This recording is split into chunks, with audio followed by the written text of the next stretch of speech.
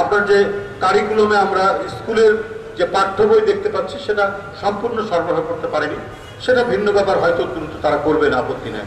সেখানে ইতিহাসের বইগুলোতে আপনার কিছু কাজ করেছেন, সেটাও আমরা ধন্যবাদ জানাই যে প্রকৃত ইতিহাস তুলে ধরার চেষ্টা করছেন। কিন্তু আমার একটা বক্তব্য আছে, ওখানে এই জাতির বিনির্মাণে যে সমস্ত জাতীয় নেতৃবৃন্দ তাদের জন্য অধ্যায় করা হয়েছে ক্লাস 4-এ, ক্লাস 5-এ, 3-তে, আমরা এটারও দ্বিমত করছি না।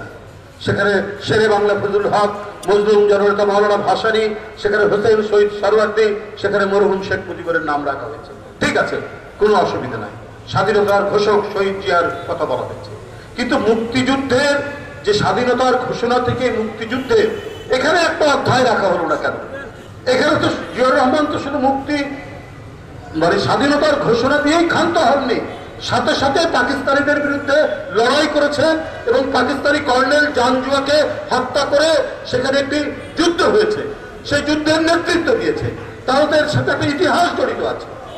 তাহলে 3, 4, 5, 6, 7 এই বইয়ে মুক্তিযুদ্ধের একটা অধ্যায় থাকবে না কেন? আমি সেটার সাথে যারা প্রবাসী সরকার হয়েছিলেন তাজউদ্দিন আহমেদের নেতৃত্বে সেটার সাথে সেটাও থাকতে পারে, কিন্তু মুক্তিযুদ্ধের তো একটা অধ্যায় থাকতে হবে।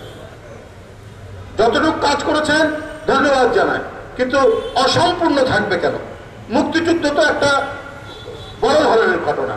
শেখ মুজিবুর রহমান স্বাধিকারের আন্দোলন করেছেন, সেটি একটি স্বাধীনতার জন্য একটি মাঠ প্রস্তুত হয়েছে, কিন্তু শেখ মুজিবুর রহমান, মরহুম শেখ মুজিবুর রহমান, তিনি স্বাধীনতা যুদ্ধের কোন বিশেষ ঘোষণা বা বিশেষ প্রস্তুতির কথা তিনি বলেননি, বা তোমরা সেই আহ্বান তো তার নাই। জোর করে যেটা বলেছেন, গায়ের শক্তি দিয়ে যেটা আওয়ামী লীগ বলেছে, শেখ হাসিনা বলেছে, সেটা ভিন্ন ব্যাপার। প্রকৃত ইতিহাস হচ্ছে এই যুদ্ধের ঘোষণা দিয়েছেন জিয়াউর রহমান এবং যুদ্ধ শুরু হলো 9 মাস, এর তো একটা অধ্যায় থাকতে হবে, সেই অধ্যায় রাখা হয়নি।